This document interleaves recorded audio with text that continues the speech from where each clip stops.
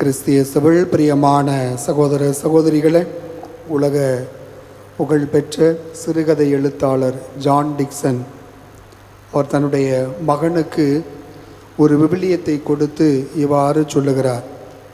மகனே, இனி இதுவரையிலும் சரி இனிமேலும் சரி வாழ்க்கைக்குரிய நல்ல நெறியை கொடுக்கின்ற எந்த ஒரு நூலையும் நீ பார்க்க முடியாது.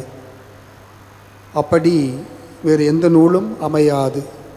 இந்த விவிலியம்தான் இதுவரையிலும் சரி இனிமேலும் சரி உன் வாழ்க்கைக்கு உகந்ததாக நல்ல நெறிமுறைகளை வழிகாட்டுவதாக இருக்கின்றது என்பதை அவர் உணர்த்தும் வண்ணமாக அந்த விவிலியத்தை கொடுத்து அவர் இவ்வாறு சொல்லியிருக்கிறார்.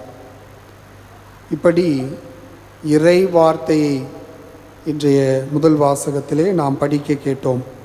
இறைவாக்கினர் எசேக்கியேல் வாயில் அந்த இறைவார்த்தை அடங்கிய ஏட்டு சுருளேடு, அதாவது அந்த சுருளேடு கொடுக்கப்படுகிறது. வாயை திறந்து உனக்கு நான் தருவதை நீ தின்றுவிடு அப்படி என்று கடவுள் அவருக்கு அறிவுறுத்துகிறார். அவ்வாறே அவர் சொல்வதை எசேக்கியேல் கேட்டு அந்த குறிப்பாக அந்த சுருளேட்டை அவர் உண்ணுகிறார். உண்ட பிற்பாடு அந்த இறைவார்த்தை உட்கொண்ட பிற்பாடு அந்த இறைவார்த்தை அறிவிக்க அந்த இஸ்ராயேல் மக்களிடம் செல்லுகிறார். சென்று அவர்களுக்கு இறைவார்த்தையை கொடுக்கின்றார். ஆக கடவுள் நல்ல வழிமுறைகளை நெறிமுறைகளை குறிப்பாக பாவத்தில் உழன்ற அந்த இஸ்ராயேல் மக்களை, வேற்று தெய்வங்களை வழங்கிய அந்த இஸ்ராயேல் மக்களை நல்வழிப்படுத்துவதற்கு ஆண்டவர் யாவே கடவுள் பயன்படுத்திய அவருடைய வார்த்தையை, அந்த வார்த்தையை ஒவ்வொரு இறைவாக்கினர்களுக்கும் கொடுக்கிறார். அந்த விதத்தில் சற்று வித்தியாசமான முறையில் சுருளேடு வழியாக அந்த வார்த்தையை தின்றுவிட்ட ஒரு பாடு, இதை சென்று நீ அறிவி என்று எசேக்கியேலுக்கு சொன்ன ஒரு பாடு, அந்த இஸ்ராயேல் மக்களை நெறிப்படுத்துவதற்கு, நல்வழியை காண்பதற்கு, பாவத்தை விட்டு மீண்டும் நீங்கள் திரும்பி வருவதற்கு இப்படிப்பட்ட வார்த்தையை நீ அறிவிக்க வேண்டும் என்று சொன்னவுடையே அவர் சென்று அறிவிக்கின்றார். அதைத்தான் இன்றைய முதல் வாசகம் நமக்கு தெளிவுபட சொல்லுகிறது. இதே பின்னணியிலே இன்றைய நற்செய்தியிலே நாம் பார்க்கிற பொழுது இரு பகுதிகளாக இன்றைய நற்செய்தி இருக்கிறது. விண்ணரசில் மிக பெரியவர் யார்?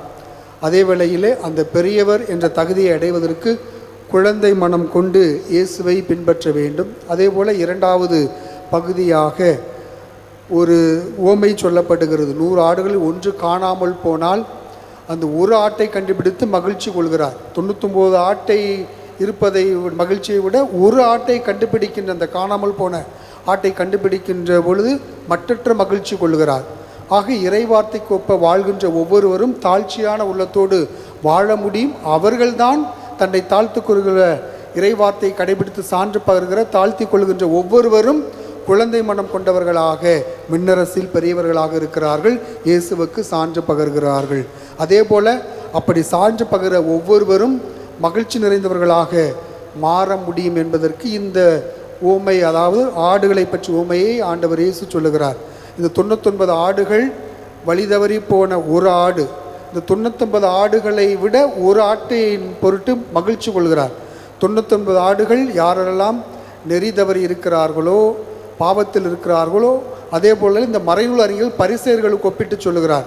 அவர்களெல்லாம் நினைத்துக் கொள்கிறார், நாங்கள் கடவுளோடு இருக்கிறோம், சட்டம் எங்கள் கையில் இருக்கிறது, இறைவார்த்தை எங்கள் கையில் இருக்கிறது, அதனால் எங்களுக்கு எதுவும் தேவையில்லை என்ற உணர்வை வெளிப்படுத்திய போது 99 ஆட்டுக்கு அதை ஒப்பிடுகிறார். ஆனால் காணாமல் போன அந்த பாவிகள், இரக்கமற்றவர்கள், அதாவது இரக்கம் காண்பிக்கப்படாதவர்கள், இப்படி விதவைகள், அனாதைகள், இவர்களுக்கு ஆண்டவர் இயேசு அதை பொறுத்து அந்த ஒரு ஆட்டை கொண்டு மகிழ்ச்சி அடைவதை சொல்லி இங்கே கோடிட்டு காண்பிக்கின்றார்.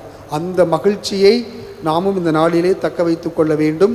அப்படிப்பட்ட இறை வார்த்தையை, தாழ்ச்சியை நம் உள்ளத்தில் ஏற்கிற பொழுது நிரந்தர மகிழ்ச்சி நம்மளில் குடிகொள்ளும். அதைத்தான் ஆண்டவர் இயேசு விரும்புகிறார். அப்பேற்பட்ட வாழ்வை மேற்கொண்டு நாமும் தாழ்ச்சி உள்ளவர்களாக, மின்னரசில் பெரியவர்களாக, குறிப்பாக இறைவார்த்தை கொப்ப வாழ்ந்து சான்று பகிர பொழுது நாம் மின்னரசில் உயர்ந்தவர்களாக மாற முடியும். அப்படி மாறி வாழ்வதற்கு நமக்கு வேண்டிய தேவையை, ஆற்றலை இந்த பலியின் வழியாக கேட்டு செபிப்போம். ஆமீன்.